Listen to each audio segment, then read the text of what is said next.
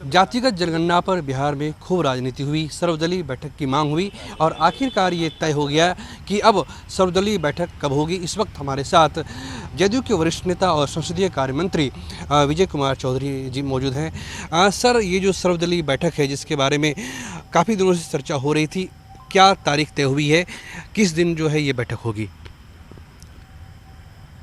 आप सब जानते हैं कि मुख्यमंत्री नीतीश कुमार जी ने पिछले दिनों घोषणा की थी कि बिहार में जाति आधारित जनगणना कराने हेतु हम सभी दलों की राय से बैठक करेंगे और इस संबंध में सभी दलों से राय कर ली गई है और इस बैठक की तिथि 1 जून यानी बुधवार को 4 बजे अपराह्न में जो संवाद कक्ष है 4 देश रत्न मार्ग स्थित है उसमें बुलाई गई है। सब जानते हैं कि इस संबंध में 2 बार प्रस्ताव बिहार विधानसभा में सर्वसम्मति से पारित हुए हैं कि जाति आधारित जनगणना केंद्र सरकार करावे, क्योंकि जनगणना अमूमन केंद्र सरकार ही कराती है।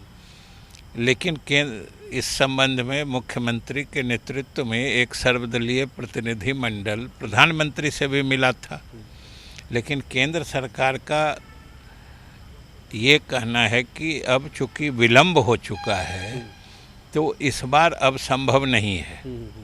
लेकिन ये सबों का बयान आया है कि राज्य सरकार चाहे तो करा सकती है और मुख्यमंत्री ने भी इस संबंध में पहले ही अपनी इच्छा जाहिर की थी कि सभी दल अगर सहमत हो तो राज्य सरकार इससे कराने पर विचार करेगी और इसी संबंध में विमर्श के लिए सभी दलों की राय से 1 जून को 4 बजे ये बैठक बुलाई गई है। सर, भाजपा शुरुआत में पहले इसको लेकर स्पष्ट राय नहीं रख रही थी, लेकिन अब जो बयान आया है, चाहे राज्य के डिप्टी सीएम हो, उनने भी कहा है कि हमें अब आपत्ति नहीं है।